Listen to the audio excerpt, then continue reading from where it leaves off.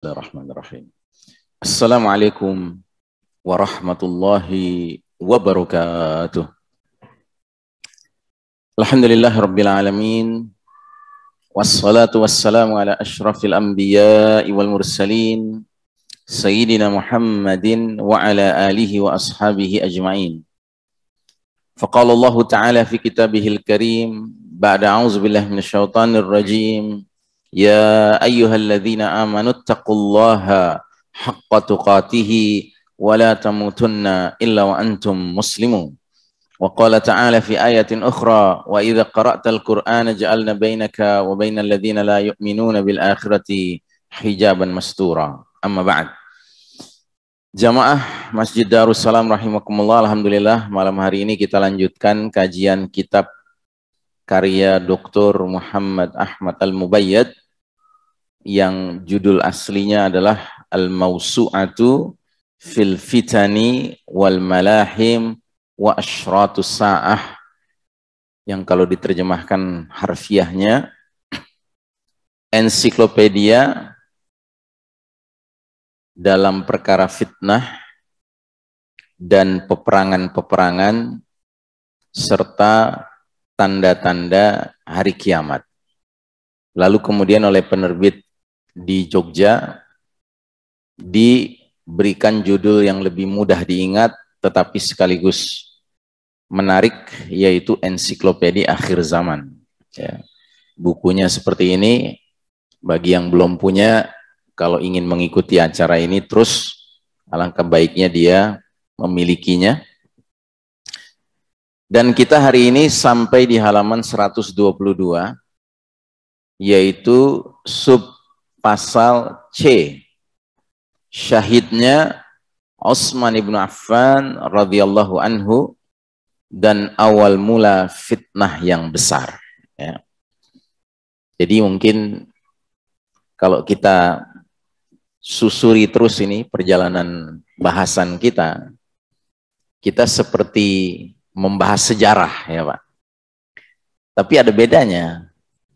Bedanya adalah di dalam pembahasan yang sepertinya sejarah ini, Syekh Mubayyad dengan kitab ini ingin menunjukkan bahwa kejadian-kejadian sejarah itu sebenarnya sudah diungkapkan oleh Nabi Muhammad SAW sebelum kejadiannya. Makanya dia menjadi kajian tentang ilmu akhir zaman. Karena memang ilmu akhir zaman ini ilmu yang membahas khususnya sunnah nabawiyah yang membicarakan tentang kejadian-kejadian yang akan datang ke depan sejak zaman Nabi sampai datangnya as-sa'ah. Ya. Nah, bahwa ada yang sudah terjadi, ya tentunya karena perjalanan waktu ya. Gitu. Tapi yang kita ingin ambil pelajarannya sudah barang tentu adalah sikap-sikap yang muncul di kalangan para sahabat terhadap pesan-pesan Nabi tersebut ya, yang ketika itu baru terjadi ya. Ini yang menarik ya. Dan khususnya kita mulai masuk ke dalam era fitnah yang besar yang terjadi setelah terbunuhnya Khalifah Utsman ibn Affan radhiyallahu an, dan dia mendapatkan gelar syahid karenanya.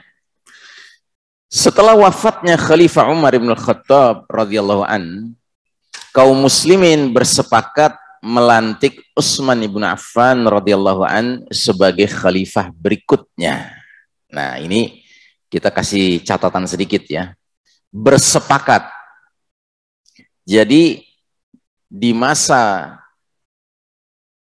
kedua periodisasi perjalanan umat Islam ini, kita tahu disebut oleh Nabi dengan periode khilafah ala minhaj an-nubuwah. Kekhalifahan yang mengikuti metode kenabian dalam hal kepemimpinannya.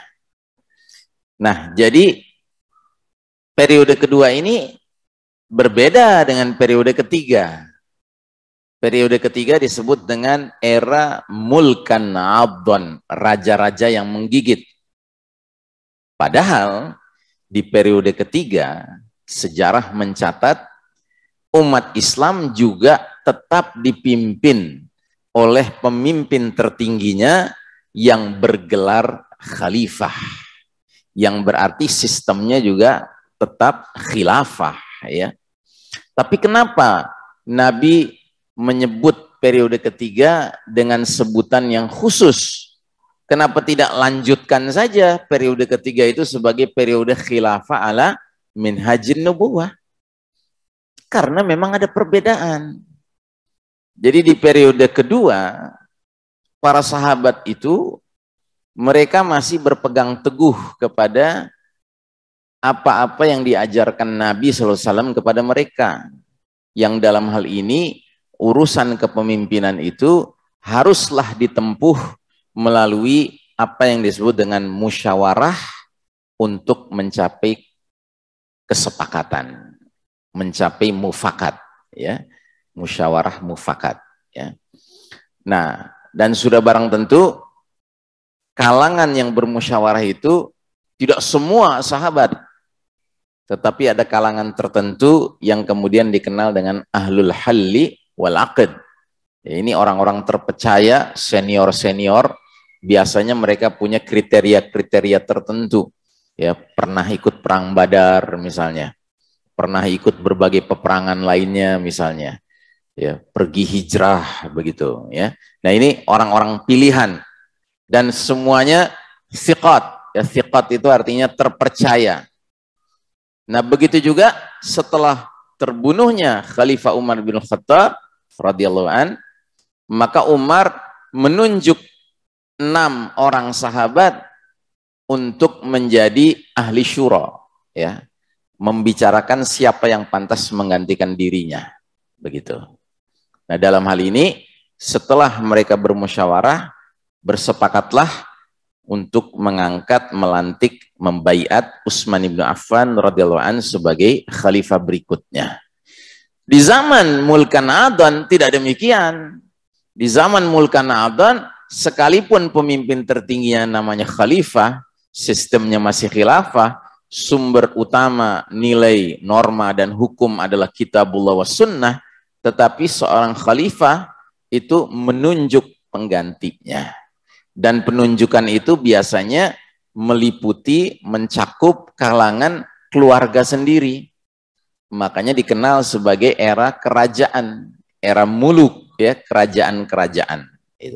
Tapi kalau di sini, di era khilafah ala minhajin nubuwah, para sahabat itu tidak menetapkan pengganti berdasarkan hubungan kekeluargaan. Jadi Abu Bakar Siddiq bukanlah ayahnya Umar bin Khattab. Umar bin Khattab bukanlah ayahnya Utsman bin Affan. Utsman bin Affan bukanlah ayahnya Ali bin Abi Thalib. Ali bin Abi Thalib memang ayahnya Hasan, tetapi Hasan terpilih menggantikan Ali bukan karena anaknya Ali, tidak. Tapi karena ahlul hali wal aqd yang ada waktu itu setelah terbunuhnya Ali bersepakat untuk membaiat Hasan karena dinilai dialah sahabat yang terbaik setelah wafatnya Ali bin Abi Thalib. Bahwasanya dia anaknya Ali nggak ada urusan. Paham ya? Gitu. Dan tidak ada kaitan Ali menunjuk Hasan untuk menjadi penggantinya, ya. Baik, nah ini catatan, ya. Memang karakter Khalifah Utsman radhiyallahu an dalam mengatur urusan kekhilafahan yang agak longgar berbeda dengan 2 pendahulunya, yakni Abu Bakar Siddiq dan Umar bin Khattab radhiyallahu anhuma. Sehingga para provokator di Kufah dan Mesir menggunakan kesempatan ini untuk mengorbankan fitnah di tengah umat Islam dengan menuduh Utsman bin Affan radhiyallahu an banyak melakukan praktek nepotis, ya. Nepotis itu artinya pemberian jabatan kekuasaan itu kepada orang-orang dekat dari sang penguasa. Dekat dalam hal ini punya hubungan kekeluargaan, begitu, ya. Nah, ini ada catatan, ya, para provokator di Kufah dan di Mesir. Ya. Mula-mula api fitnah ini tersulut di Irak, kemudian menjalar ke Mesir dengan Abdullah bin Saba sebagai gembongnya.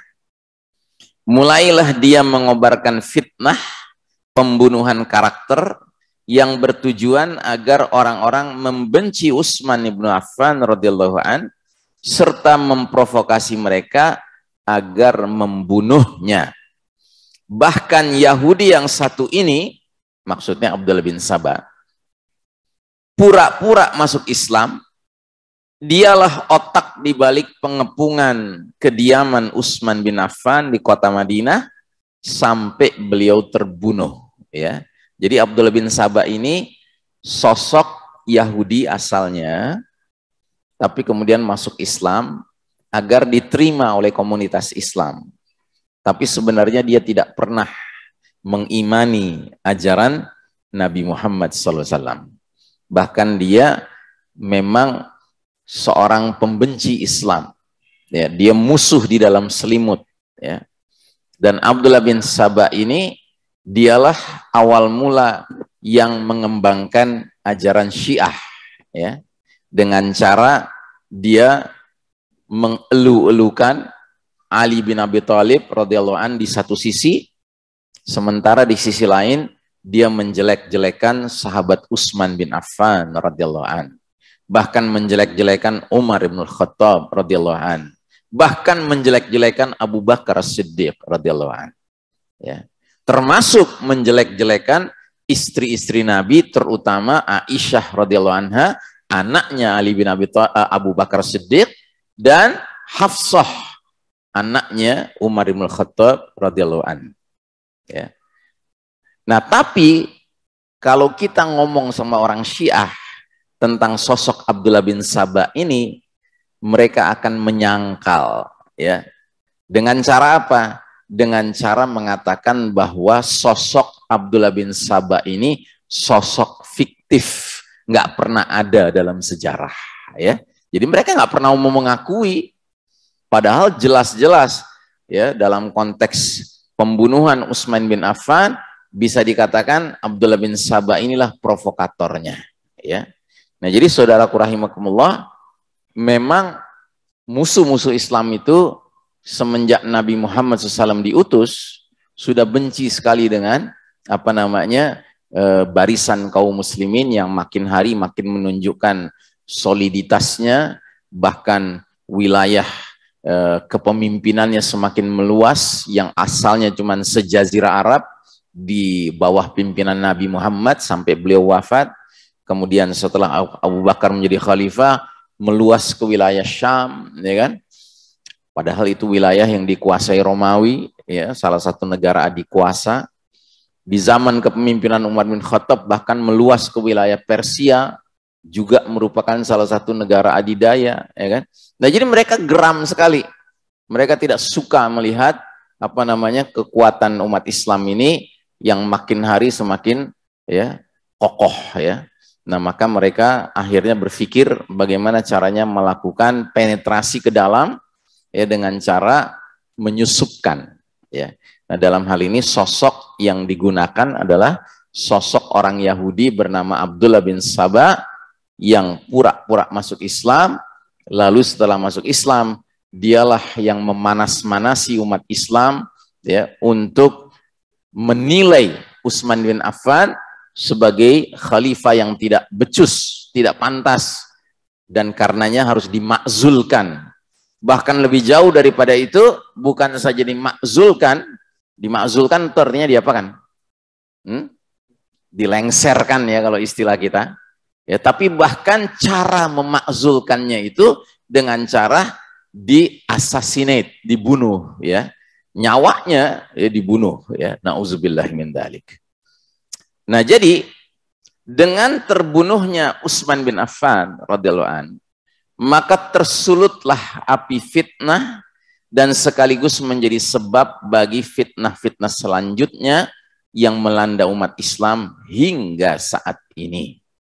Dengan demikian, apa yang dikabarkan Rasulullah SAW dalam sabdanya, serta sifat yang diberikan kepada Utsman bin Affan radhiyallahu an benar-benar menjadi kenyataan. Selain beberapa asar yang telah kami sebutkan, berikut ini adalah asar-asar yang lebih rinci dalam menunjukkan sumber munculnya fitnah yang di dalamnya termasuk terbunuhnya Utsman bin Affan radhiyallahu an. 1. Syahidnya Utsman merupakan salah satu pertanda hari kiamat. Dari sahabat Huzaifah ibnul Yaman radhiyallahu anhu bersabda Rasulullah sallallahu alaihi wasallam, "Walladzi nafsi biyadihi la taqumus sa'atu hatta taqtulu imamakum wa tajtalidu bi asyafikum wa yarisad dunyakum syirarukum." Demi zat yang jiwa ini dalam genggamannya, ketahuilah hari kiamat tidak akan terjadi sehingga kalian membunuh imam kalian dan kalian akan saling tebas dengan pedang-pedang kalian. Akhirnya dunia ini akan dikuasai oleh orang-orang yang jahat di antara kalian. Gitu ya. Penjelasan hadis. Hadis ini mengisyaratkan bahwa terbunuhnya Utsman ibnu Affan radhiyallahu an serta fitnah yang terjadi sesudahnya merupakan bukti kenabian atau mukjizat dari Nabi Muhammad sallallahu alaihi wasallam, yaitu dengan terjadinya apa yang pernah beliau beritakan.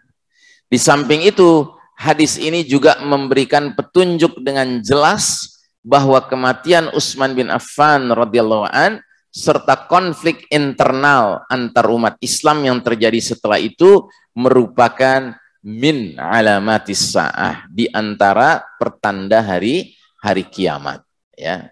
Jadi memang ini sudah dinubuahkan oleh Nabi kita Nabi Muhammad SAW ya. Dan kalau kita mendengar nubuah seperti ini bukan alasan untuk kita kemudian doyan ribut sesama muslim ya. Jadi kalau ada orang berperangai doyan cari gara-gara di tengah sesama saudara muslimnya, terus ditanya kenapa kamu begitu kelakuannya, ya habis Nabi udah bilang ya, bakal saling serang satu sama lain, bakal saling menggunakan pedang, saling tebas satu sama lain. Enggak begitu ya kan. Ini bukan alasan. Jadi bahwa Nabi mengatakan hal itu bukan berarti kita boleh menjadi seorang muslim yang tidak peduli dengan kesatuan umat, ya, tidak peduli dengan ukhuwah Islamiyah, ya kan? Kita harus tetap menjaga, sekalipun ya itu sulit, ya, tetapi itu harus kita tegakkan, Pak. Jangan kita biasakan diri kita menjadi muslim yang doyan dikipas-kipas sama pihak lain untuk membenci, untuk berselisih dengan muslim lainnya, ya. Ini tidak dibenarkan. Makanya kalau kita lihat ayat tentang Hizbullah, partai Allah, ya, itu disebutkan ciri-ciri jundullah, tentara Allah itu yang disebutkan kedua cirinya adalah azillatin 'alal mu'minin, ya, surat Al-Maidah ayat 54.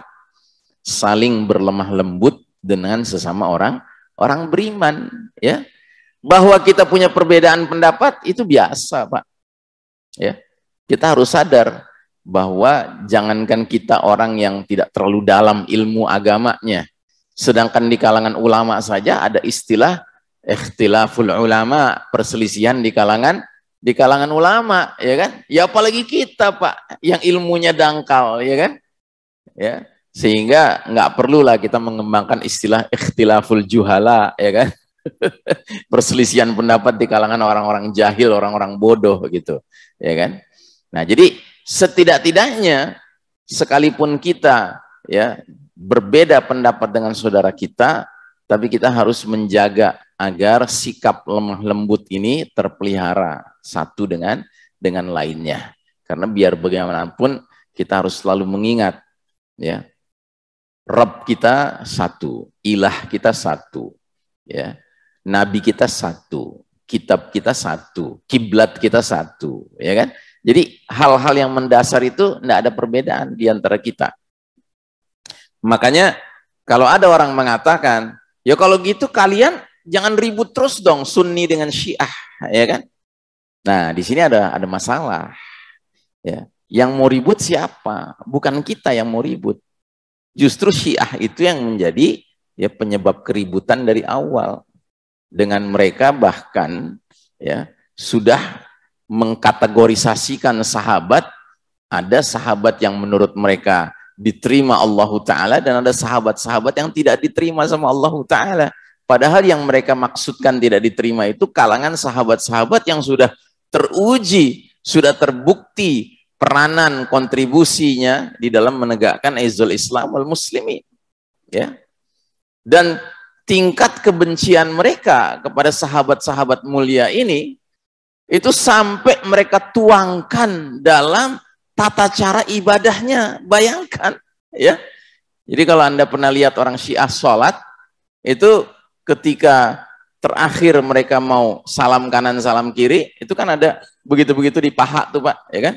Nah itu ternyata melaknat Abu Bakar, melaknat Umar bin Khattab, ya kan? Bayangkan.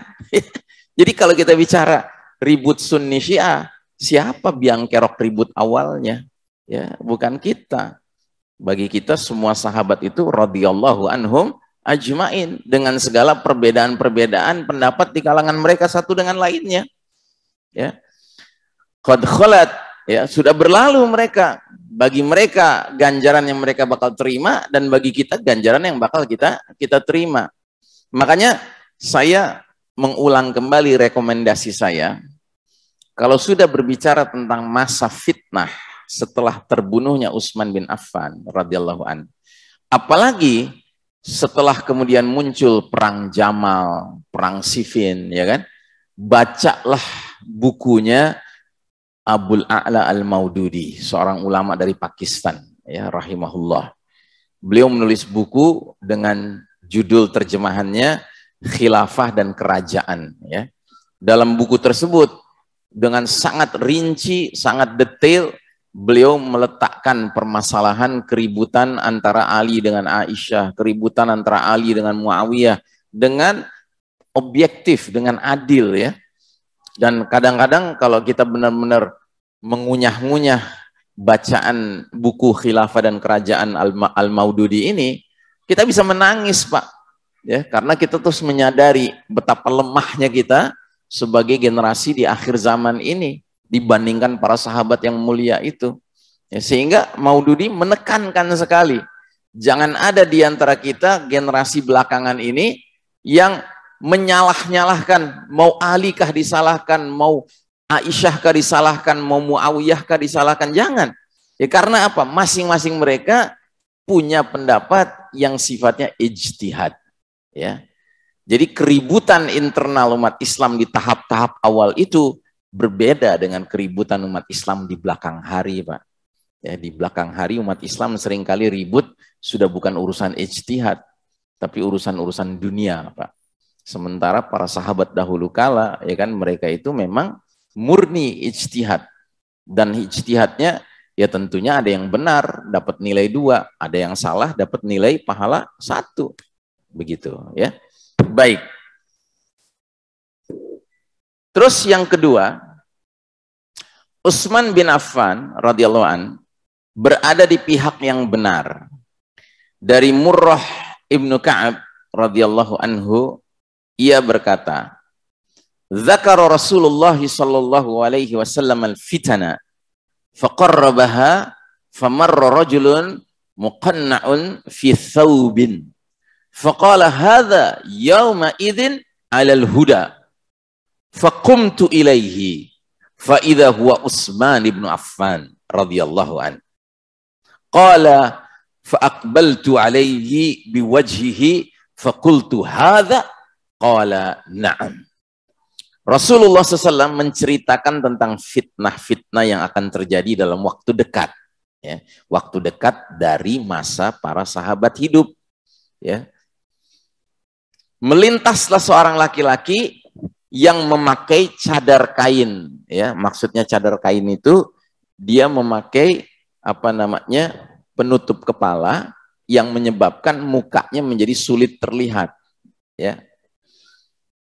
Maka bersabdalah Rasulullah SAW kepada aku, kepada Murrah bin Ka'ab, orang inilah yang pada saatnya nanti akan mendapat petunjuk. Ya. Kemudian aku dekati orang bercadar itu, dan ternyata dia adalah Utsman bin Affan. Maka aku berkata sambil membalikkan tubuh Utsman ke hadapan Rasul, apa ini orangnya? Kata Nabi, iya benar, iya betul. Ya. Penjelasan. Asar ini menjelaskan bahwa sahabat Utsman bin Affan radhiyallahu an berada di atas kebenaran dan petunjuk. Di samping itu, redaksi hadis tersebut juga menyatakan bahwa fitnah yang dimaksud terjadi di masa Khalifah Utsman bin Affan radhiyallahu anhu. Ya. Jadi saudaraku rahimakumullah, semua fitnah-fitnah yang melingkupi Utsman bin Affan, ya, tuduhan-tuduhan dia nepotis, ya kan, tuduhan-tuduhan dia pilih kasih dalam memberikan jabatan, tuduhan-tuduhan bahwa dia terlalu orientasi kepada keluarga, ini semua keliru, ya, tidak benar, ya. Dan buktinya adalah asar ini, bahwasanya Nabi jelas-jelas mengatakan laki-laki ini nanti akan mendapat petunjuk, ya. Masya Allah Ta'ala. Yang ketiga, peristiwa Jara'ah. Berkata sahabat Jundub radhiyallahu an, ji'tu yaumal jara'ati fa idza rajulun jalisun faqultu la yuhraqanna al-yawma hahuna dima'un. Faqala dzaka ar-rajulu kalla wallahi. Qultu bala wallahi. Qala kalla wallahi. Qultu bala wallahi. Qala kalla wallahi. Innahu lahadithu Rasulillahi sallallahu alaihi wasallam haddathanihi. Qultu bi'sal jalisu li anta mundul yawm.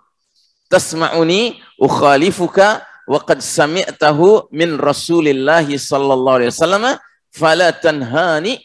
Thumma qultu ma hadzal ghadabu faqbaltu alaihi wa as'aluhu fa idar rajulu Hudzaifah ibnul Yaman.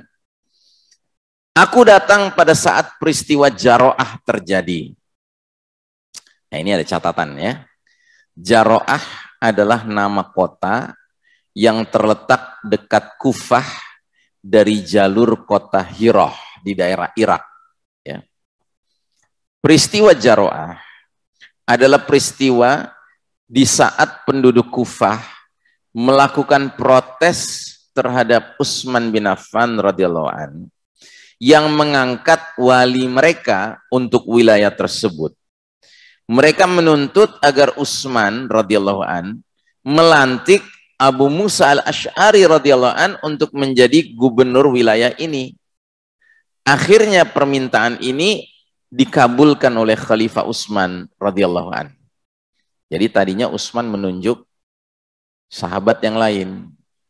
Nah, masyarakat di Kufah tidak senang dengan sosok yang ditunjuk oleh Utsman bin Affan ini. Dan mereka memandang ada sosok yang lebih pantas memimpin kota Kufah. Dalam hal ini sahabat Abu Musa al-Asy'ari radhiyallahu an. Seorang sahabat juga, ya, sahabat senior. Dan situasinya itu menjadi panas, ya, menjadi panas.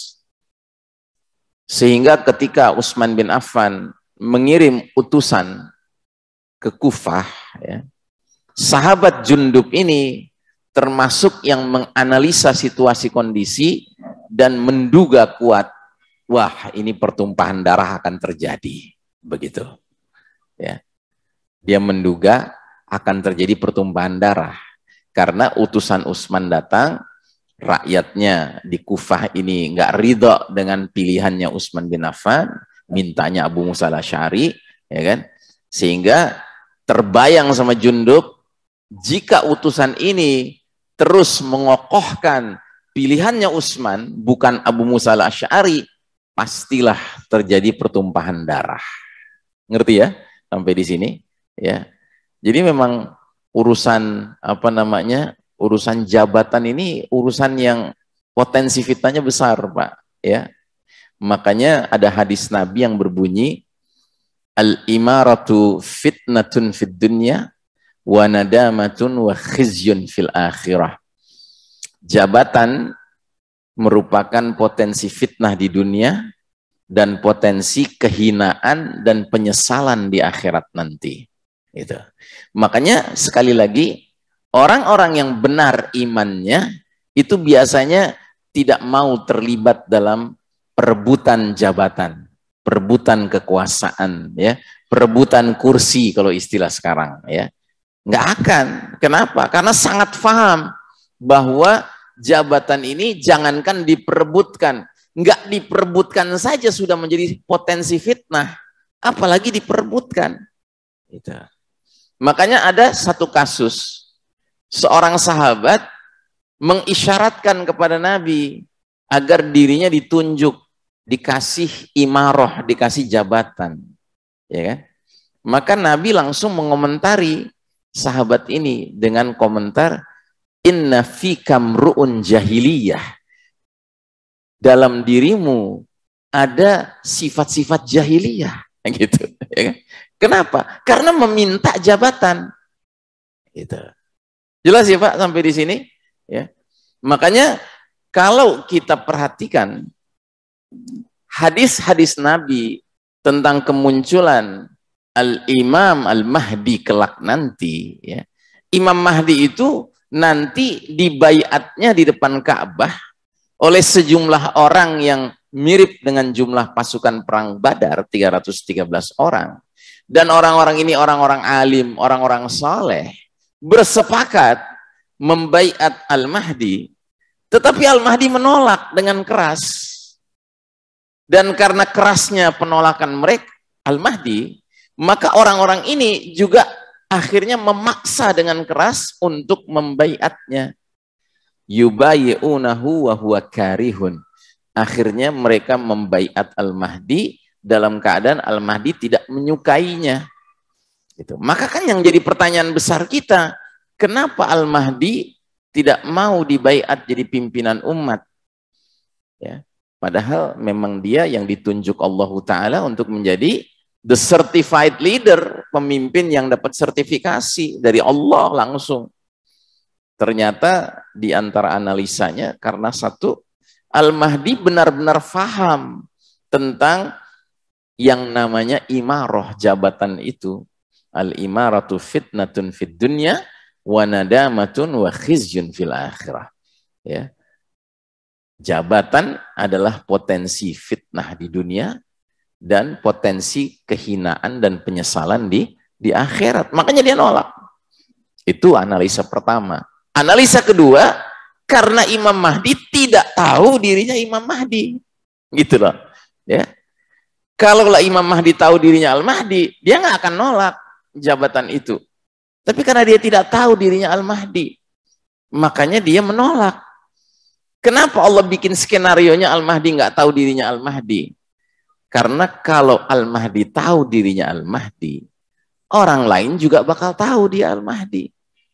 Kalau orang lain bakal tahu dia Al-Mahdi, musuh-musuh Islam juga bakal tahu dia Al-Mahdi. Kalau musuh-musuh Islam jauh-jauh hari sudah tahu Al-Mahdi yang mana, kira-kira sama musuh diapakan Al-Mahdi? Diangkat jadi apa namanya, yang global leader gitu, ya. Ya, akan dikasih sematan begitu? Ya nggak mungkin, ya kan? Kalau mereka tahu Al-Mahdi itu yang mana, apa mereka lakukan? Asasinasi, akan dibunuh. Karena mereka juga belajar. Yahudi yang paling benci dengan Islam itu belajar Islam, Pak. Mereka belajar tentang akhir zaman, tentang tanda-tanda hari kiamat dari Nabi Muhammad SAW. Mereka pelajari bukan untuk mengimaninya, untuk melawannya, untuk men-challenge-nya, untuk menantangnya, untuk bisa meng-counternya. Padahal tanda demi tanda hari kiamat itu adalah skenario Allah Subhanahu wa taala yang pasti akan terjadi. Tinggal masalah waktunya saja, ya.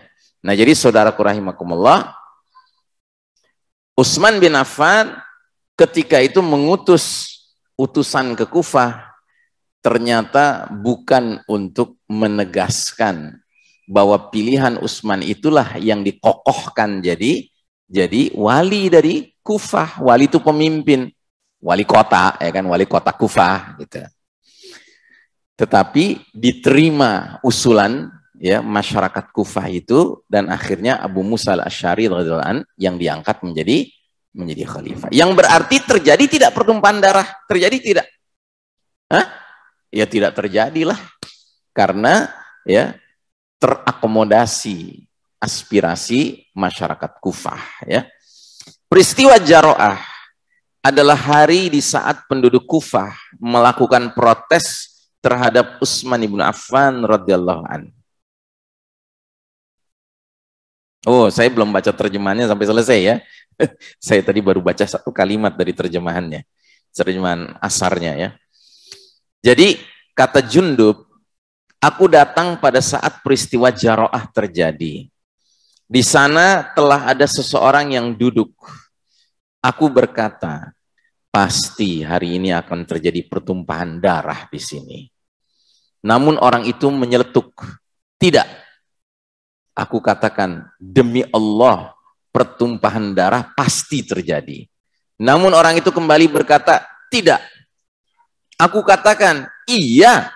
Dia berkata, wallahi tidak, demi Allah tidak. Aku berkata, demi Allah, iya.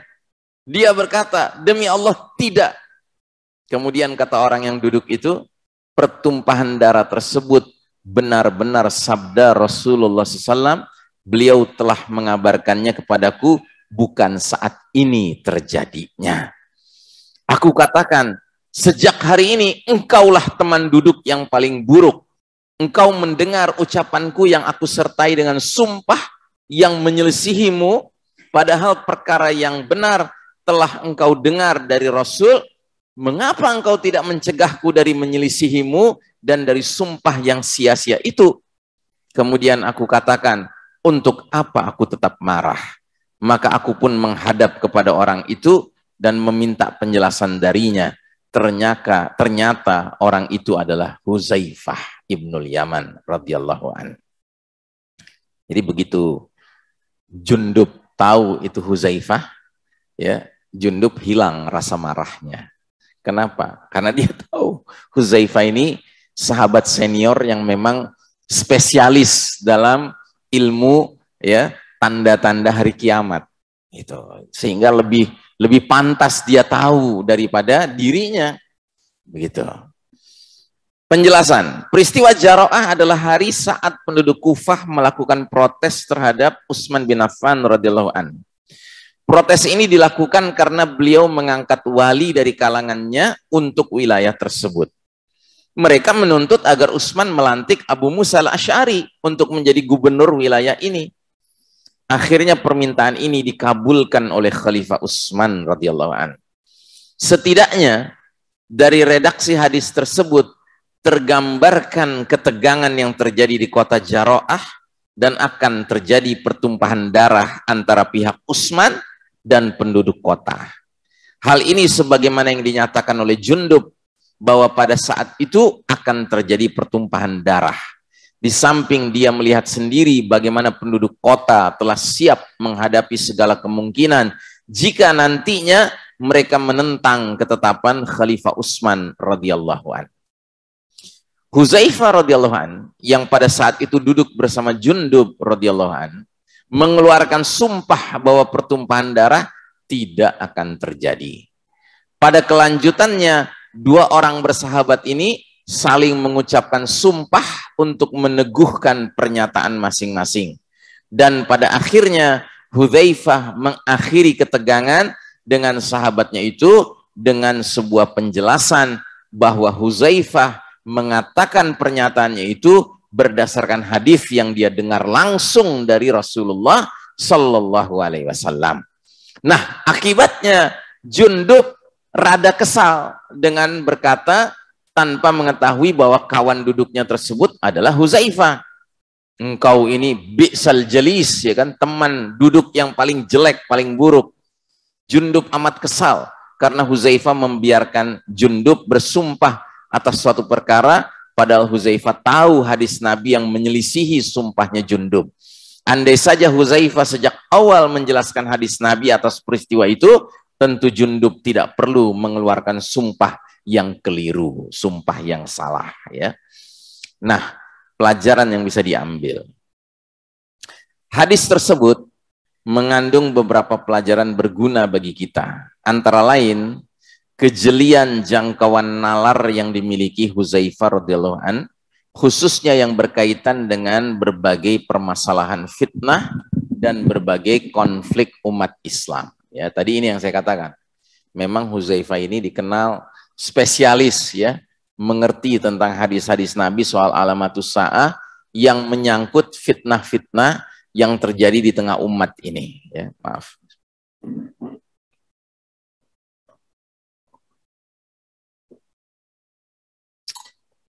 Jahe, alhamdulillah. Mantap. Hadis tersebut juga menjelaskan betapa Rasulullah SAW menaruh perhatian yang sangat besar kepada para sahabatnya. Bahkan sampai pada tingkat yang paling detail sekalipun. Nabi tetap mengabarkan kepada para sahabatnya, meski fitnah yang beliau terangkan tidak sampai mengakibatkan pertumpahan darah. Dan ini sangat jelas sekali dibuktikan dalam peristiwa Jara'ah. Apabila peristiwa Jara'ah seperti ini saja termasuk yang diberitakan oleh Nabi, lantas bagaimana dengan fitnah atau bencana besar yang terjadi sekarang ini dan yang telah mengakibatkan darah, harta, kehormatan tidak ada nilainya lagi?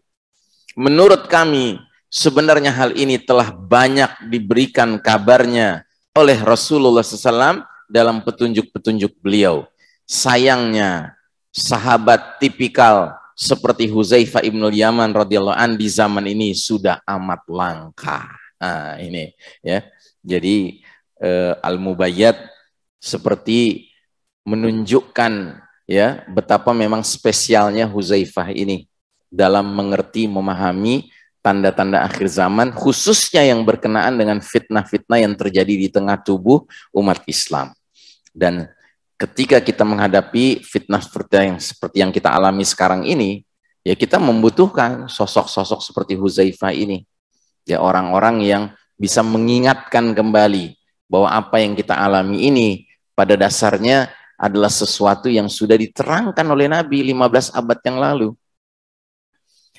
Ya, hadis tersebut menunjukkan betapa para sahabat memberikan apresiasi yang sangat besar terhadap sabda Rasulullah SAW sebagaimana yang dilakukan oleh Jundub. Ya, jadi Jundub tidak memenangkan egonya setelah terbukti bahwa ternyata, ya, pendapat Jundub ini kalah dengan ucapan Nabi Muhammad SAW, sudah Jundub terima. Ya, apalagi kemudian dia tahu bahwa yang meriwayatkannya sanadnya itu Huzaifah yang memang dikenal di kalangan para sahabat, bisa dikatakan semacam spesialis, ya, ilmu-ilmu akhir zaman, ya, tentang fitnah-fitnah yang muncul di tengah umat ini. Nah, jadi saudaraku rahimakumullah, makanya saya sering mengingatkan bahwa kalau kita mempunyai, ya, wawasan tentang ilmu tanda-tanda akhir zaman, Pak, sebenarnya kita menjadi semakin optimis, Pak. Kita bukan semakin pesimis, ya. Saya ingat dulu waktu saya sering diundang, masih tahap-tahap awal saya bicara tentang akhir zaman, saya sering diundang, nanti pengurus nanya, Ustadz, judul temanya apa? Boleh jadi kiamat sudah dekat, saya bilang begitu, ya kan? Baik Ustadz. 3 hari berikutnya nelpon lagi dia, Ustadz, setelah didiskusikan dengan DKM, kelihatannya mereka minta judul yang lain, Ustadz. Loh, kenapa?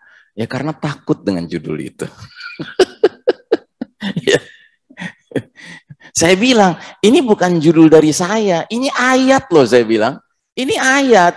Ya, Allah berfirman, Wa ma yudrika la'alla as-sa'ata takunu qaribah, surat Al-Ahzab ayat 63 yang dibacakan oleh imam salat kita tadi, Ustadz Solihan hafizahullah, ya. Itu, tahukah kamu wahai Muhammad, boleh jadi kiamat sudah dekat, ya kan? Ini ayat gitu loh. Masa ayat ditakuti gitu ya? Nah, tapi memang begitu, Pak. Ya. Ketika orang tuh nggak ngerti ilmu akhir zaman, tanda-tanda hari kiamat, itu kalau diajak ngomong tentang ilmu akhir zaman tuh kayak cenderung udah takut duluan, Pak. Padahal kalau kita dalami, kita semakin tenang, Pak. Karena apa? Karena ibaratnya Nabi itu sudah menggelar skenario yang bakal terjadi. Bahwasanya skenario yang sedang kita alami sekarang ini pahit, memang lagi jadwalnya pahit gitu loh. Ya, mau apa? Gitu. Tapi percayalah, kepahitan ini bukan untuk selamanya. Ini kan periode keempat, periode mulkan jabriyah, penguasa-penguasa yang memaksakan kehendak mereka. Yang karenanya saya selalu ingatkan kepada umat ini, nggak usahlah terlibat di dalam usung-mengusung calon pemimpin sekarang ini. Karena siapapun yang bakal muncul, pasti dia bakal memiliki kriteria mulkan jabriyah, penguasa yang memaksakan kehendak. Daripada kita sibuk ngurusin uncertified leaders, mendingan kita mempersiapkan diri dan keluarga kita untuk memiliki mentalitas jundullah menyambut the certified leader. Itu, ya kan? Buang waktu, Pak. Buang waktu. Ya. Jangan menyia-nyiakan waktu. Karena kepemimpinan itu bukan hanya diperlukan tahun 2024, ya kan? Dia diperlukan setiap saat. Dan karena dia nggak ada sekarang ini, kita ribut melulu tentang penetapan Idul Fitri. Sampai-sampai Idul Adha bisa ribut. Itu, yang padahal Idul Adha kan jelas ya, bukan ru'yatul hilal tapi ru'yatul hujaj, ya kan? Mestinya kan ngelihat para haji, jamaah haji bagaimana kelakuannya. Itulah kuncinya, gitu, bukan ngelihat bulan. Ya. Nah, jadi saudaraku rahimakumullah, ya itulah, ya, karena lemahnya kepedulian kita dengan ilmu akhir zaman, justru kita terjerembab dalam perselisihan-perselisihan yang nggak perlu, Pak, sebenarnya. Itu nggak perlu, ya. Baik, kita lanjutkan. Nomor 4, pengepungan Utsman dan detik-detik akhir menjelang syahidnya. Dari Abu Musa al-Ash'ari radhiyallahu an, ia berkata, "Anna Nabiy sallallahu alaihi wasallam dakhala ha'itan wa amarani bihifdhi babil ha'iti faja'a rajulun yasta'dhinu faqala dzallahu wa basyarhu bil jannah fa idza Abu Bakrin radhiyallahu anhu thumma jaa akharu yasta'dhinu faqala dzallahu wa basyarhu bil jannah fa idza Umar bin Al-Khattab radhiyallahu anhu thumma jaa akharu yasta'dhinu fasakata hunayhatan thumma qala dhallahu wa basyarhu bil jannati ala balwa satusibuhu fa idza Utsman ibn Affan radhiyallahu an. Bahwasanya Rasulullah SAW memasuki sebuah kebun dan memerintahkan aku berjaga-jaga di depan pintu kebun itu. Kemudian datanglah seorang laki-laki minta izin untuk menghadap ke Nabi. Nabi bersabda, biarkan dia masuk dan kabarkan padanya bahwa dia akan mendapat surga. Masya Allah Ta'ala. Ya. Gimana rasanya jadi orang yang dikabarkan sama Nabi bakal dapat surga. Ya. Tapi jangan salah, Pak. Bisa jadi ada di antara kita yang nanti juga diberikan kabar seperti itu. Tapi yang ngasih kabarnya Nabi Isa alaihissalam. Ya, kalau umur kita panjang.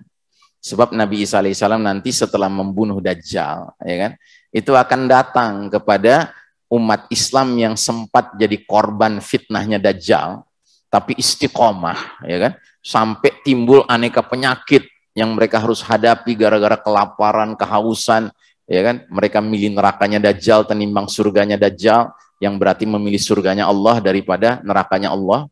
Maka orang-orang ini akan diusap sama Isa ibnu Maryam alaihissalam. Disembuhkan dari aneka penderitaan penyakitnya. Sambil diberi kabar kamu ini akan masuk surga tingkatan ini, kamu tingkatan ini, kamu tingkatan ini. Masya Allah Ta'ala. Ya, ya nggak tahu ya, kita termasuk generasi yang bakal ketemu Nabi Isa apa enggak gitu ya.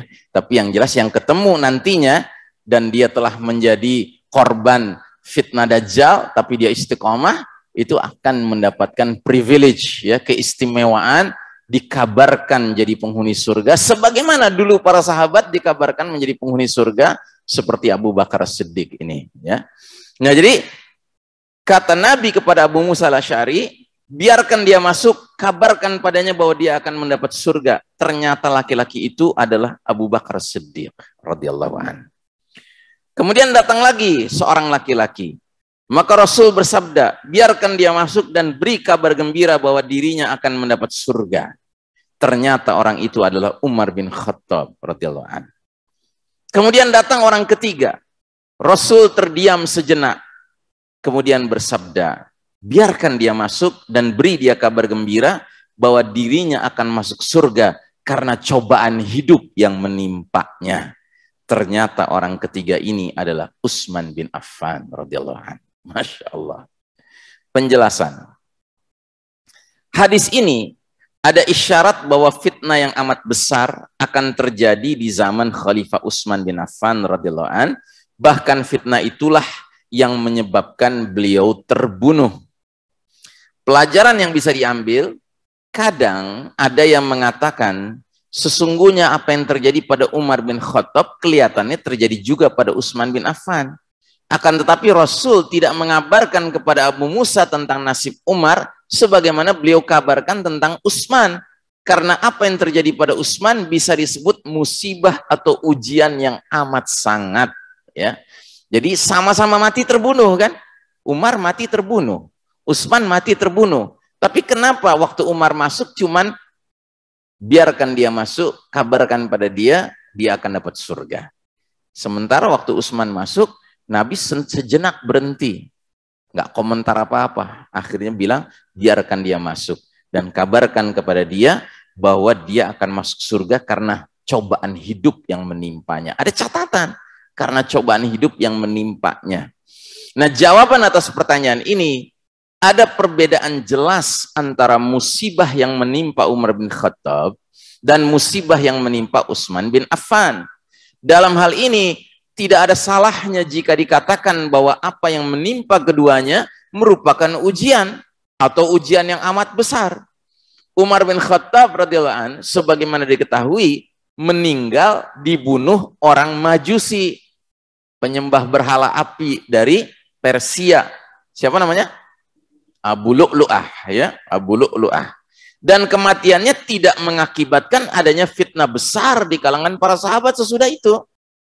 Tidak serta-merta kemudian menimbulkan fitnah internal di kalangan umat Islam. Sementara menjelang wafatnya Utsman, telah terjadi semacam intrik dari sekelompok orang yang bertujuan memakzulkan Khalifah Utsman dari kursi khilafah. Hal ini disebabkan mereka memandang Utsman sebagai orang zalim dan semena-mena. Nauzubillah min dzalik. Padahal beliau adalah orang yang sama sekali tidak melakukan apa yang mereka tuduhkan. Bahkan beliau memberikan argumen tuntas atas semua yang dituduhkan oleh orang-orang itu. Akan tetapi mereka tetap merasa tidak puas dengannya, hingga pada akhirnya berujung penyerangan yang mereka lakukan terhadap kediaman Utsman, serta merobek-robek kehormatan keluarga beliau. Dengan demikian dapat disimpulkan bahwa bencana yang membedakan antara Utsman dengan Umar bukanlah karena keduanya syahid terbunuh, tetapi lebih menunjuk pada peristiwa sebelum kematian yang tergambar dalam usaha pengepungan dan teror yang sangat menyakitkan itu, ya. Dan jangan lupa, ketika Umar bin Khattab sudah ditikam oleh pisau yang dipakai oleh Abu Lu'lu'ah itu untuk menyakiti dan membunuhnya, dalam keadaan payah, Umar bin Khattab sempat bertanya, siapa yang membunuh diriku? Ya, begitu diberitahu bahwa yang membunuhnya adalah seorang budak dari Persia bernama Abu Lu'lu'ah, penganut agama Majusi, maka Umar langsung mengucapkan tahmid, ya, alhamdulillah, bahwa yang membunuhku bukan seorang muslim, begitu ya. Sementara Utsman bin Affan tidak bisa mengatakan hal itu karena secara formal yang mengepung rumahnya adalah kaum muslimin, begitu. Kaum muslimin yang sudah terprovokasi oleh kerjaan si Yahudi Abdullah bin Saba ya, untuk menimbulkan api kebencian kepada khalifah sehingga bersemangat untuk memakzulkan bahkan membunuh Khalifah Utsman Ibnu Affan radhiyallahu anhu. Baik, untuk malam hari ini saya kira cukup kita sekian pembahasan kita. Mudah-mudahan sejauh yang kita bicarakan ini ada manfaat yang bisa kita petik ya. Wassallallahu ala nabiyina Muhammadin wa ala alihi washabbihi ajmain walhamdulillahirabbil alamin.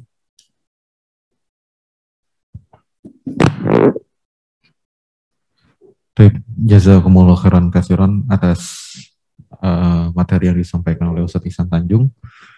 Untuk selanjutnya diperkenankan bagi Bapak Ibu yang ingin bertanya bisa mengangkat tangan agar bisa kami berikan mikrofon. Dipersilahkan.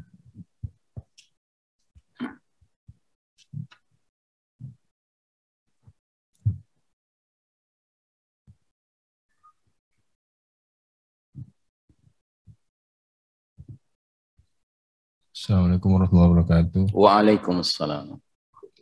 Wazin Ustaz. Ya. Terkait dengan peristiwa dari Khalifah Utsman tadi, mohon dijelaskan bagaimana posisi para sahabat yang lain pada saat itu. Apakah juga merasa kebingungan sehingga tidak membela dengan secara mati-matian sahabat Utsman ini? Bagaimana itu membuat saya juga penasaran. Ya, juga, jadi. betul. Terima betul. kasih. Ya, ini pertanyaan yang sangat wajar ya, sangat wajar. Jadi begini,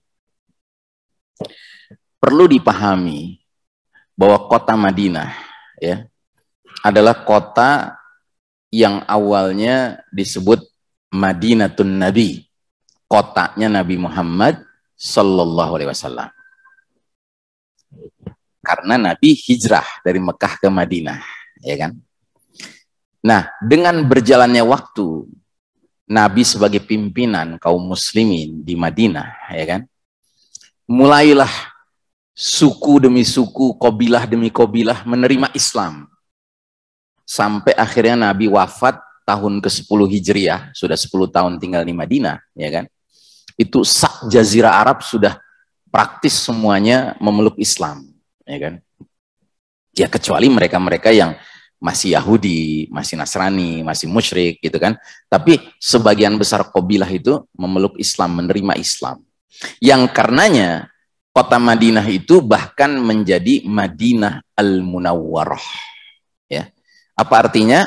Madinah kota yang bercahaya. Sebab dari kota itulah cahaya Quran, cahaya Islam tersebar luas, begitu. Dan kota Madinah ini menjadi kota ideal, begitu, ya. Semua sahabat yang tinggal di kota Madinah itu amat sangat mencintai kota Madinah, ya. Karena kota Madinah ini kota, ya kotanya Nabi, kota awal mula Islam itu disebarkan, luaskan, ya kan. Jihad juga dilangsungkan dari kota Madinah dan seterusnya. Dan memang masyarakat kota Madinah karena hadirnya para sahabat, perpaduan muhajirin dan ansor, ya kan, menjadi sebuah masyarakat yang ideal. Masyarakat yang penuh kasih sayang, penuh ukhuwah, penuh mahabbah, ya kan. Mereka tahu di kalangan mereka ada munafikun, itu mereka tahu, ya kan. Tapi al-munafikun ini kan selalu istilahnya diam-diam, ya kan, nggak pernah berani terang-terangan begitu, ya kan, sampai ketika mereka ya mengolok-olok Nabi pun mengolok-olok dengan bahasa tidak langsung, ya. Ini tamu-tamu kita ini orang-orang yang paling buncit perutnya, yang doyan makan, yang paling dusta kalau bicara, yang paling pengecut ketika perang berkecamuk, ya kan. Nah, mereka nggak berani terang-terangan nyebut nama, tapi sebenarnya maksudnya adalah Nabi dan para muhajirin. Itu adalah orang-orang yang doyan makan, bohong kalau bicara, pengecut kalau di medan perang, ya kan? Nah, ada kaum munafik, tetapi kaum munafik ini nggak nempil lah istilahnya, ya kan? Yang menonjol di kota Madinah itu adalah suasana ukhuwah Islamiyah, suasana nilai-nilai Islam, ya kan? Itu sudah biasa gitu di kota Madinah, ya kan? Nah, perlu Anda ketahui, sewaktu menjelang terbunuhnya Utsman bin Affan radhiyallahu anhu, kota Madinah ini mulai didatangi oleh kaum muslimin dari tempat-tempat yang disebutkan tadi, dari Mesir, dari Kufah, dari Basrah, ya kan? Dan ini orang-orang yang diprovokasi sama Abdullah bin Sabah tadi, gitu. Nah, orang-orang Madinah, ya, kedatangan tamu-tamu, ya berlaku sebagaimana orang Madinah, penuh dengan sikap ramah tamah, gitu, ya kan? Penuh dengan kasih sayang, ya. Dan orang Madinah kan sudah melewati peristiwa dahsyat dahulu, yaitu hadis ifki. Ingat hadis ifki? Hadis ifki itu kasus Aisyah dituduh berzina, berkhalwat berzina dengan seorang sahabat lain, yang sampai turun ayatnya kan, surat An-Nur itu kan. Nah, kejadian itu masih segar dalam ingatan mereka, sehingga kedatangan tamu-tamu ini mereka sikapi dengan husnuzon, dengan sangka baik, gitu. Nggak ada pikiran-pikiran macam-macam gitu. Tapi ada kalangan sahabat-sahabat tertentu yang sensitif, itu mulai merasa risau dengan hadirnya orang-orang ini. Cuma karena sikap para sahabat yang selalu ingin husnuzon dengan sesama muslim, ya kan, itu mereka nggak berbuat apa-apa. Mereka tidak pernah menduga bahwa tingkat kejahatan yang akan dilakukan bukan sekedar memakzulkan khalifah, melengsarkan khalifah, tapi bahkan akan membunuhnya. Itu nggak kebayang, nggak ada di pikiran mereka, gitu. Sehingga ketika akhirnya terjadi, ya kan, itu kayak semuanya tuh bangun dari tidurnya, gitu. Jadi para sahabat waktu itu tuh tidak ada pretensi apa-apa. Mereka sadar ini ada orang-orang asing datang, tapi diperlakukan sebagaimana orang asing lain. Apalagi muslim, dari tempat yang jauh, ya kan, dihormati, dijamu, ya kan. Nggak ada sangka buruk, Pak. Tapi ketika akhirnya terjadilah peristiwa pengeroyokan sampai pembantaian Utsman bin Affan, nah di situ mereka seperti tersadarkan, tapi sudah terlambat, gitu. Dan ada sahabat-sahabat tertentu, dalam hal ini Tolhah, dalam hal ini Abdullah bin Zubair, ya kan, di mana mereka ini memang sudah menjaga jarak dengan Utsman bin Affan, karena mereka dengar adanya isu-isu tuduhan Utsman bin Affan ini nepotis. Nah, sahabat-sahabat yang senior seperti Tolha, Zubair ini, mereka tidak ingin disangka mau dapat jabatan gitu, deket-deket dengan khalifah, sehingga mereka jaga jarak. Tapi kecintaan mereka kepada Utsman tuh tinggi. Makanya begitu akhirnya Utsman mati terbunuh dengan cara yang kejam seperti itu, ya kan? Mereka lah orang-orang yang paling pertama menuntut kepada Khalifah Ali bin Abi Thalib segera adili, segera hukum pelaku pembunuhan Utsman bin Affan. Tapi Ali bin Abi Thalib tidak mau melakukan agenda itu dahulu. Ali bin Abi Thalib berijtihad sebagai khalifah, yang harus dijaga adalah wahdatus shaf. Shaf umat ini harus dijaga kesatuannya, begitu.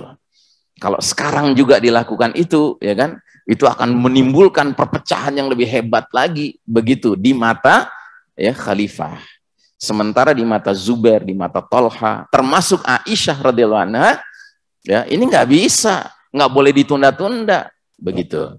Karena mereka sudah merasa bersalah. Kenapa kita nggak melindungi ya Utsman waktu itu? Kenapa kita nggak sempat menyangka bahwa ini orang-orang jahat yang datang ke kota Madinah? Ya karena memang para sahabat selalu begitu Pak sikapnya. terhadap kaum muslimin dari manapun, itu welcome, ahlan wa sahlan. Dan kalau mau jujur Pak, sampai hari ini watak orang muslim di Mekah dengan watak orang muslim di Madinah itu beda Pak. Sampai hari ini. Anda kalau pergi ke Madinah, ya kan, ketemu sama orang muslim yang rada soleh gitu kan, itu tingkat keramahannya luar biasa Pak. Tapi kalau di Mekah, mencari orang yang ramah seperti orang di Madinah, itu nggak mudah. Gitu. Mekah tuh keras Pak. Mekah tuh batu, ya kan, terkenal batu-batu, ya kan, bukit-bukit keras begitu, ya kan. Tapi kalau Madinah itu kotanya Nabi, ya kan, kota penuh dengan kasih sayang di kalangan generasi awal umat Islam, masya Allah. Ya, Ansor itu kan artinya penolong, ya kan. Nah, jadi begitu Pak. Psikologisnya seperti itu yang menyebabkan para sahabat tidak ada mencegah, ya kan? Karena apa? Nggak pernah menduga, nggak pernah menyangka. Itu akan terjadi, nggak pernah. Itu. Wallahu a'lam bishawab. Makanya saya bilang ini rinci sekali Pak dijelaskan dalam kitabnya Maududi Pak. Makanya nangis kita Pak kalau baca kitab itu. Ya kan, kita merasa sedih sekali gitu ya. Tapi juga nggak bisa berbuat apa-apa kita Pak. Ini sudah berlalu. Ya, ini harus menjadi pelajaran buat kita. Wallahu a'lam bishawab. Ya, silakan Pak.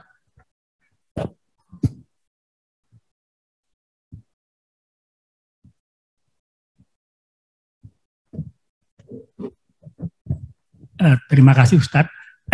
Jadinya tadi Ustadz menjelaskan mengenai apa, sebetulnya kan Utsman itu dilematis ya, Ustadz, dilematis karena ada perang saudara antara sesama kaum muslim, sehingga Utsman sebagai salah satu korban karena beliau mungkin dilematis saja mau membenarkan siapa, menyalahkan siapa waktu itu mungkin ya Ustadz. Maaf, bukan Utsman kali, Ali.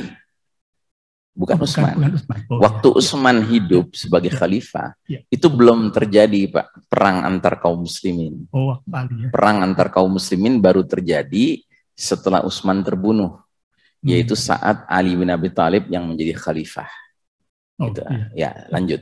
Tapi Utsman itu sebenarnya terbunuhnya karena beliau itu sebetulnya kejadian waktu perang saudara antara sama kaum muslim. Tidak, bukan. Jadi Utsman bin Affan sebagai khalifah itu digoyang wibawanya, kehormatannya oleh para provokator yang mereka ini diprovokasi oleh sosok Yahudi yang pura-pura masuk Islam namanya Abdullah bin Saba, yang menanamkan kebencian kepada Utsman bin Affan karena menuduh Utsman bin Affan ini nepotis, suka ngasih jabatan-jabatan kepada kalangan qabilahnya, keluarganya, begitu, ya kan? Nah, sehingga ini jadi alasan untuk ya kita harus makzulkan ini khalifah, karena khalifah ini kejam, zolim ini khalifah, nggak adil gitu loh, ya kan? Kenapa nggak meletakkan the right man at the right place gitu, ya kan? Jadi belum ada Pak. Perang internal itu belum ada di dalam tubuh umat Islam ketika Utsman terbunuh. Terus ini saya kaitkan sama tadi Pak Ustadz menjelaskan mengenai bahwa kiamat sudah dekat. Jadi menjelaskan bahwa kiamat sudah dekat, dan pada waktu tausiah sebelumnya itu kiamat sudah dekat. Pada waktu itu banyak orang-orang menyesal, waktu masuk neraka itu menyesal, dan juga Pak Ustadz juga menjelaskan bahwa penyesalan orang-orang itu karena dia mengikuti pemimpin atau pemuka agama. Nah, sekarang terus terang saja, sekarang kan kondisi itu juga seperti kondisi saat ini, ya. Kondisi jadinya banyak para terus terang saja saya sekarang ya boleh dikatakan mungkin jadi salah terutama salah. Saya tidak percaya dengan maaf, Menteri Agama saya udah sama sekali nggak percaya, karena apa yang dilakukan oleh beliau tuh kelihatannya memang sangat menyakitkan. Saya melihat Meskipun mungkin juga saya salah, pendapat saya juga salah, tapi kalau melihat, nah itu bagaimana cara supaya kita itu katakanlah selamat Pak Ustadz. Ini kan kita kadang-kadang kan ada beberapa katakanlah fatwa yang mungkin benar, tapi mungkin juga ada fatwa-fatwa yang dikeluarkan karena ya seperti yang kita lihat akhir-akhir ini Pak Ustadz. Nah itu bagaimana supaya kita itu terhindar dari kesalahan salah pilih tadi Pak Ustadz. Ya baik. Jadi begini, soal salah pilih saya nggak terlibat ya. Soal salah pilih saya nggak terlibat. Jadi tolong masalah salah pilih jangan dibawa-bawa Pak, ya kan? Salah pilih itu urusan orang lain, ya kan? Karena saya nggak terlibat, saya nggak milih. Gitu. Jadi begini, kalau saya teringat ada pesan Nabi berkenaan dengan alamatus sa'ah, tanda-tanda hari kiamat atau tanda-tanda akhir zaman, di mana Nabi bersabda, kelak akan muncul umara, penguasa-penguasa di tengah kalian, yang barang siapa ya membenarkan dusta mereka dan mendukung kezoliman mereka, falaisa minni, maka dia bukan golonganku, kata Nabi. Wa lastu minhu, dan aku bukan bagian dari dia. Ya. Dan kelak dia tidak akan menerima air dari telagaku di hari berbangkit nanti. Tapi barang siapa yang tidak mendekati penguasa-penguasa itu, tidak membenarkan dusta mereka, tidak mendukung kezaliman mereka, fahuwa minni, maka dia bagian dari aku. Wa ana minhu, dan aku bagian dari dia. Dan dia di hari berbangkit nanti akan menerima air dari telagaku. Ini jelas ini hadis ini. Clear dengan hadis ini, oh begitu. Jadi kalau kita ditakdirkan Allah hidup di era umaroknya itu doyan bohong, ya kan? Terus berpihak pada kezoliman, ya kan? Kita tuh harus jaga jarak dengan umarok seperti itu, satu. Terus kedua, kita tidak boleh membenarkan bohongnya. Ya, jadi bohong, terus kita terus saja mengatakan, oh ya benar Tuhan, Tuhan benar, gitu, ya kan? Kan konyol Pak, udah tahu dia bohong, kita benerin terus gitu. Sama yang ketiga, tidak mendukung kezolimannya. Nah, kalau ini kita kerjakan tiga ini, jaga jarak, nggak membenarkan dustanya, tidak mendukung kezolimannya, Nabi menjamin, fahuwa minni, dia masuk golonganku, dan aku bagian dari dia, dan dia berhak menerima air dari telagaku. Tapi barang siapa yang sudah tahu umaroknya kayak gitu, dia deket-deket sama umaroknya, ya kan, cari-cari jabatan lah, pengen jadi komisaris lah, ya segala macam gitu ya. Terus dia benarkan dustanya, udah tahu dusta, dibenerin, terus dibelain, terus gitu. Terus zolimnya ikut didukung, kezolimannya ikut didukung. Ya. Nah, kata Nabi yang kayak gini, laisa minni, dia bukan bagian dari aku, dan aku bukan bagian dari dia, dan dia nggak berhak menerima air dari telagaku. Udah Pak, selesai Pak, ini pegangan kita berarti. Jelas ya Pak? Itu. Jadi ini justru Bapak sedang menjalankan pesan Nabi SAW, ya, yang sesuai dengan zamannya. Ya. Memang di zaman yang lain Nabi pernah mengatakan, man ata'a amiri ata'ani, wa man asa amiri asani. Barang siapa taat pada pemimpin, dia taat pada aku. Barang siapa durhaka pada pemimpin, durhaka kepadaku. Tapi zaman mana itu Pak? Itu zaman kalau pemimpinnya istiqamah menegakkan kitabullah wa sunnah. Yang sekarang begitu tidak?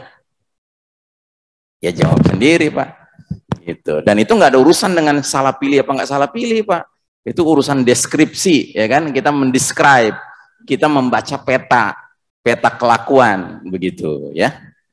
Clear ya Pak? Alhamdulillah. Baik, kita cukupkan barangkali, sudah hampir jam 9. Sekali lagi mudah-mudahan apa yang kita pelajari malam hari ini semoga menjadi ilmu bermanfaat dunia dan akhirat. Kita tutup dengan doa yang disunnahkan Nabi kita, doa kifaratul majlis. Subhanakallahumma wa bihamdika asyhadu an la ilaha illa anta astaghfiruka wa atubu ilaik. Walhamdulillahirabbil alamin. Wassalamualaikum warahmatullahi wabarakatuh.